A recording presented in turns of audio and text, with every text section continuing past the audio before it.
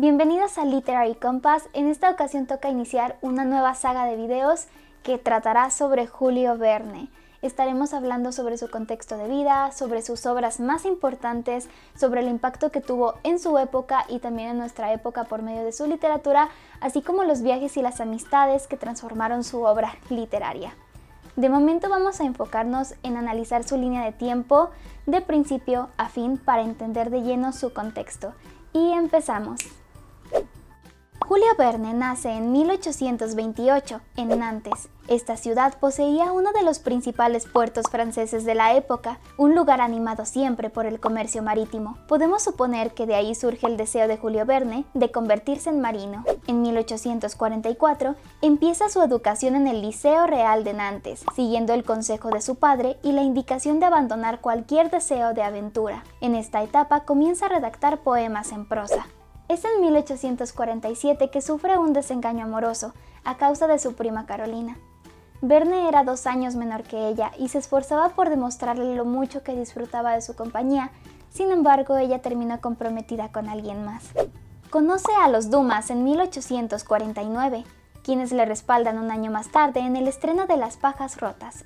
Es posible que en ese periodo cursara estudios de literatura. Las primeras historias cortas publicadas por Verne se titulan Los primeros navíos de la Marina Mexicana y Un viaje en globo. En 1852 Verne decide consagrarse a las letras, rechaza el puesto que su familia le tenía reservado en el buffet familiar y es nombrado secretario del Teatro Lírico. Por supuesto, esto produce muchos problemas y despierta en él el deseo de alcanzar el éxito y de demostrar que sus novelas verdaderamente valen la pena. Esto conlleva que aceptara la explotación por parte de su editor durante toda su carrera literaria, pese a lo cual se consideraban grandes amigos y consejeros. Durante 1857 se casa en secreto en París con Honorine Moral de Viane, una joven viuda, madre de 2 pequeñas hijas y el único descendiente del escritor, Michael Verne. Y durante 1862 es recibido por Hetzel, quien le publicará 5 semanas en globo. El éxito de la novela es inmediato y por eso el editor le hace firmar un contrato por 20 años prorrogables. Julio Verne se consagra más adelante con la novela Viaje al centro de la Tierra y de la Tierra a la Luna. Incluso Georges Méliès realizó una adaptación de ello. Con frecuencia, los personajes de Verne reviven las experiencias del autor, se trate de cacería, la compra de un velero o bien viajes personales.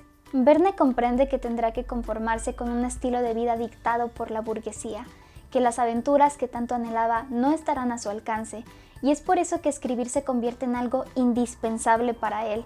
Es la manera en que él expresa sus ideas, sus pensamientos, la manera en que puede alzar la voz para protestar. Podemos tomar como ejemplo al Capitán Nemo.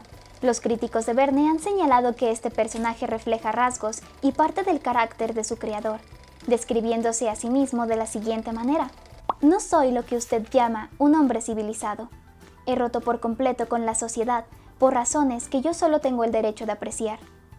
No obedezco a sus reglas y le pido a usted que no las invoque nunca ante mí.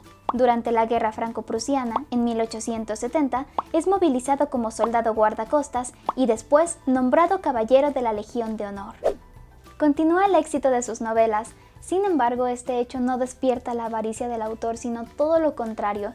Él siempre fue un crítico del materialismo y de hecho podemos ver referencias a esto en boca de sus propios personajes. Oro, oro, la sed del oro. Ninguna peste más terrible podía haberse abatido sobre nuestro país. Es posible luchar contra una epidemia, erradicarla, pero no hay remedio para la fiebre del oro. El dinero es lo más destructivo de toda organización. En 1890 aparecen los primeros síntomas de la diabetes que terminará con su vida. Antes de ello, Verne quemó muchos de sus papeles personales, cartas, libros de cuentas e incluso manuscritos inéditos. Surgieron muchas teorías al respecto, pero lo cierto es que no podemos llegar a conclusiones claras. En la biografía Verne, su vida y su obra, podemos leer cómo este escritor, que en apariencia era feliz, que en sociedad se presentaba como una persona exitosa y lograda, en realidad experimentaba de una gran soledad, de la que solo podía escapar por medio de sus historias y sus escritos. Para entender su pensamiento con exactitud habría que proponernos leer toda su obra, aunque esto no nos garantizaría las respuestas. Citando al escritor Raymond Roussel, Verne es, y con mucho, el mayor genio literario de todos los tiempos, y estoy seguro que permanecerá, cuando todos los demás autores de nuestra época hayan sido olvidados. El 24 de marzo de 1905 murió Julio Verne, y aunque en su época no fue reconocido entre los miembros de la literatura francesa o escritores importantes, hoy en día somos conscientes de que se trataba de mucho más que un simple escritor.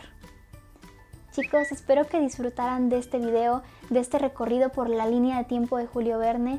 Estaremos hablando más en próximos videos porque, como habrán podido apreciar, es un escritor que da para más. Hay muchos temas, muchos libros, muchos escritos por abordar. Espero que podamos estarlos comentando también en la parte de comentarios de este video. No se olviden de proponer sus temas y dejar sus preguntas. Les recuerdo que el mundo está hecho de historias y que nos veremos en un próximo video.